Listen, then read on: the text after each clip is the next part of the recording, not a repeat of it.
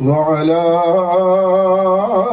آله وصحبه أجمعين.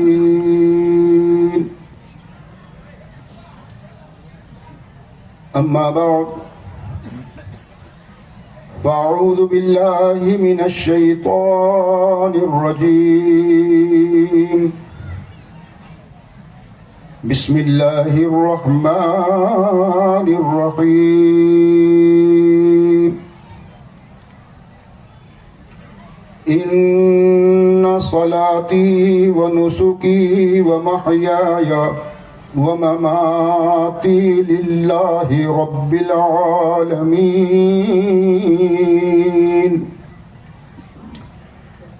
آمنت بالله صدق الله العظيم وبلغنا رسوله النبي الأمين المتين الكريم الرؤوف الرحيم. ونحن على ذلك لمن الشاهدين والشاكرين والآمنين والموقنين. فالحمد لله رب العالمين.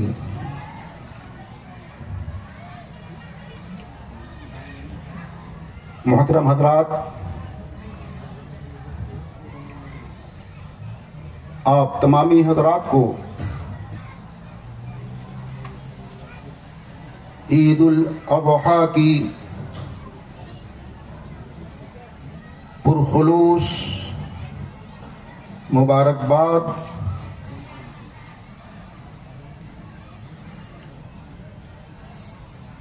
پیش کرتا ہوں. آج عید الاضحیٰ کی 10 تاریخ ہے، جسے ہم اور آپ بقرعید کہتے ہیں. اس تعلق سے کچھ باتیں آپ کے سامنے عرض کروں.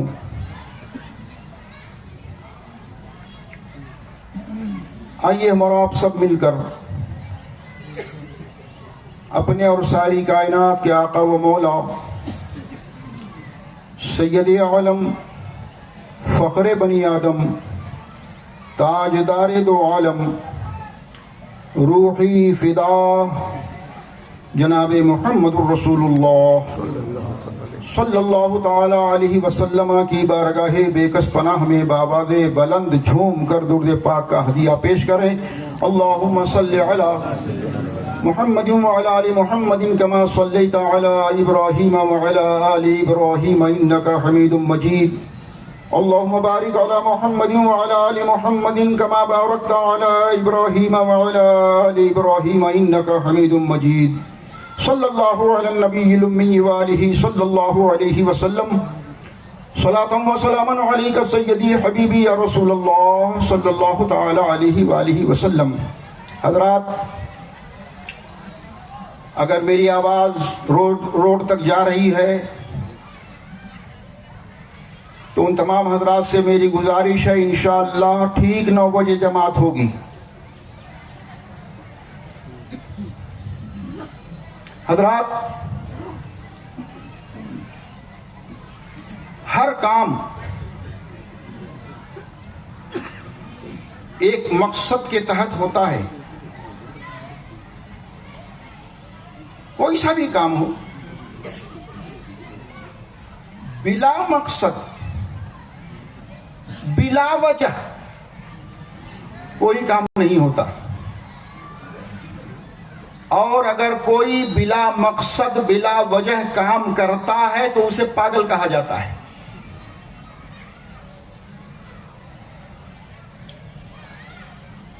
جب ہم یہ بات اچھی طرح سمجھ گئے کہ ہر کام کے پیچھے ایک مقصد ہے، دنیاوی کام میں، تو دین کا کام کیا بغیر مقصد کے کیا جا رہا ہے؟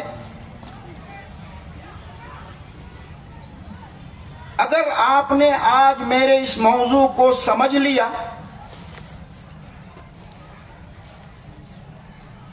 تو انشاءاللہ ہر کام صحیح طریقے سے اور اچھے طریقے سے ادا کرنے کی کوشش کریں گے. دنیا کا کام بغیر مقصد نہیں کیا جاتا تو دین کا کام بغیر مقصد کے کیسے کیا جا سکتا ہے؟ دین کے کام میں سب سے اہم اور سب سے افضل اور سب سے اعلی اور سب سے بہتر عمل نماز ہے. نماز ہے نا؟ کوئی انکار کر سکتا ہے؟ نماز کا مقصد کیا ہے؟ نماز کا مقصد کیا ہے؟ روزے کا مقصد کیا ہے؟ حج کا مقصد کیا ہے؟ زکوٰۃ کا مقصد کیا ہے؟ کہتے ہیں نا لوگ وہ نیوز وغیرہ میں رسم قربانی، رسم قربانی، رسم قربانی. قربانی رسم نہیں ہے، ایک مقصد ہے قربانی کا، ایک مقصد ہے نماز کا.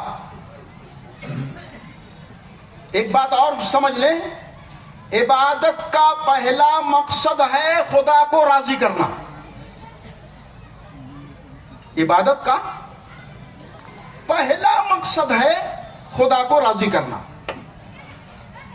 نماز پڑھی جائے گی خدا کو راضی کرنے کے لیے، روزہ رکھا جائے گا خدا کو راضی کرنے کے لیے، حج کیا جائے گا خدا کو راضی کرنے کے لیے، زکوٰۃ دی جائے گی خدا کو راضی کرنے کے لیے. جو بھی عمل کیا جائے وہ خدا کی رضا کے لیے ہو تو ثواب ملتا ہے، اور خدا کی رضا اس میں نہ ہو تو وہ اچھا عمل بھی باعث عذاب بن جاتا ہے. اسی لیے میرے آقا جناب محمد رسول اللہ صلی اللہ علیہ وسلم نے فرمایا انما الاعمال بالنیات. عمل کا دار و مدار نیتوں پر ہے. نیت اچھی عمل اچھا، اور نیت خراب عمل بیکار. بات سمجھ رہے ہو؟ اللہ کرے سمجھ میں آ جائے.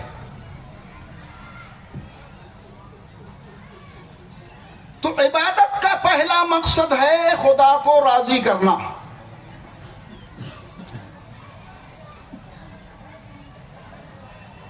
اب غور سے سنیے گا، قیام کا مقصد خدا کو راضی کرنا، توجہ. رکوع کا مقصد خدا کو راضی کرنا، سجدے کا مقصد خدا کو راضی کرنا ہے نا. اب اگر ایک آدمی فجر کو اٹھ کے اس نے ضرورت سے فارغ ہو کر گھر میں وضو کیا، مصلی بچھایا، نیت کی میں نے 2 رکعت سنت نماز فجر کی واسطے اللہ کے منہ میرا کعبہ شریف کی طرف اللہ اکبر، شروع کر دی نماز. ایک آدمی بستر سے اٹھا، ضرورت سے فارغ ہوا، وضو کر کے مسجد پہنچا،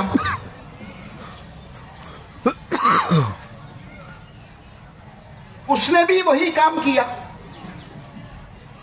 نیت کی میں نے 2 رکعت سنت نماز فجر کی واسطے اللہ کے منہ میرا کعبہ شریف کی طرف اللہ اکبر.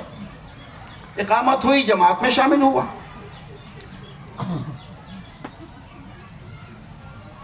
جو گھر میں پڑھ رہا ہے اس کو کتنا ثواب ملے گا، اور جو جماعت سے پڑھ رہا ہے اسے کتنا ثواب ملے گا؟ کیا بھائی کیا ہو رہا ہے؟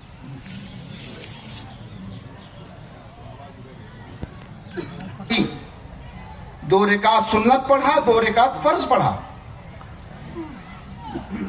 مسجد میں جو گیا جماعت سے جس نے پڑھی اس نے بھی 2 رکعت سنت پڑھی، 2 رکعت فرض پڑھا، ہے نا؟ کام برابر، کام برابر۔ ایسا نہیں کہ مسجد میں پڑھنے والا، گھر میں پڑھنے والا 2 4 پڑھا اور مسجد میں جو گیا وہ 4 4 8 پڑھا، ایسا نہیں ہے۔ گھر والا بھی 4 ہی رکعت پڑھ رہا ہے اور مسجد میں گیا جماعت میں شامل ہوا وہ بھی 4 ہی پڑھ رہا ہے۔ ثواب میں کتنا فرق ہے جانتے ہو؟ مسجد والے کو 27 گنا ملے گا، 27۔ کام تو زیادہ نہیں کیا نا۔ دنیا والے جب 2 آدمی سیم کام کرتے ہیں تو پیمنٹ سیم دیتے ہیں، ہے نا؟ لیکن خدا کی بارگاہ میں اے پروردگار عالم، گھر میں پڑھا اس نے بھی 2 رکعت میں 2 رکوع کیا، 4 سجدے کیا، 3 بار سبحان ربی العظیم سبحان ربی الاعلیٰ پڑھا۔ اے میرے مالک مولا، گھر والے کو کم، مسجد میں جماعت میں شامل ہوا اسے 27 گنا ثواب کیوں دیا؟ یہ فرق کیوں ہے میرے مولا؟ تو یقین جانو عبادت کا مقصد یہاں بتانا ہے۔ عبادت کا مقصد، پہلا مقصد یاد رکھنا خدا کو راضی کرنا، دوسرا مقصد یہ ہے کہ مسلمان مسجد میں جمع ہوں، اکٹھا ہوں، ایک جگہ ہوں۔ 27 گنا ثواب زیادہ مل گیا۔ تو نماز کا پہلا مقصد رضائے الہی ہے اور دوسرا مقصد مسلمانوں کو ایک جگہ جمع کرنا ہے۔ اب آئیے روزے میں، روزہ بہت بڑی عبادت۔ مقصد پہلا خدا کو راضی کرنا، دوسرا مقصد صبح سے شام تک بھوکا پیاسا بندے کو اللہ نے رکھا۔ مقصد اے وہ لوگوں جن کو ہم نے دولت سے نوازا ہے، بھوکے رہ کر جو اوریجنل بھوکے ہیں ان کے درد کو محسوس کرو۔ تمہارے سماج میں جو غریب ہیں، فاقے کی نوبت ہے، ان کی بھوک اور پیاس کو محسوس کرو۔ حج، ٹائم کم ہے اس لیے میں بہت شارٹ میں جا رہا ہوں۔ حج ساری دنیا کے مسلمانوں کو جمع کر دیا میدان عرفات میں۔ حج کے نام پر عالمی اجتماع، دنیا کے کونے کونے سے لوگ ایک لباس میں، ایک زبان ہو کر اللہ اکبر اللہ اکبر لا الہ الا اللہ اللہ اکبر وللہ الحمد، لبیک اللہم لبیک لبیک لا شریک لک لبیک ان الحمد والنعمت لک والملک لا شریک لک، ایک آواز ہو کر بلند کرتے ہیں۔ مقصد، پہلا مقصد خدا کو راضی کرنا، دوسرا مقصد عالمی طور پر مسلمانوں کو ایک میدان میں ایک جگہ جمع کرنا ہے۔ خدا کا گھر، میں اکثر ایک بات بولتا ہوں، کعبہ خدا کا گھر ہے نا؟ کعبہ بیت اللہ بولتے ہو نہیں؟ کعبہ بیت اللہ خدا کا گھر ہے۔ ہماری بستی میں جو مسجد ہے وہ بھی بیت اللہ ہے کہ نہیں؟ بیت اللہ ہے بھائی، اللہ کا گھر ہے، بیت اللہ ہے۔ اگر بیت اللہ کا طواف ہی حج ہوتا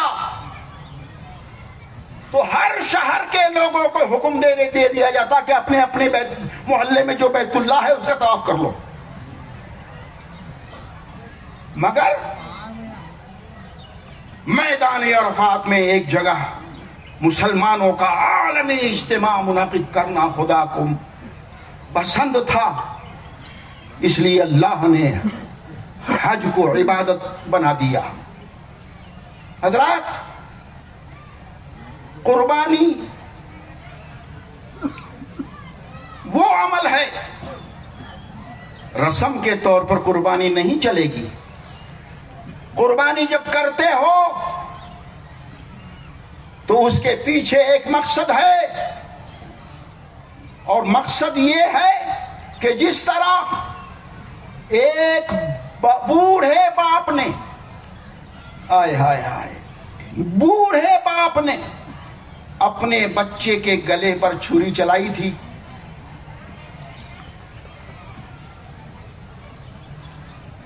کیا منظر رہا ہوگا؟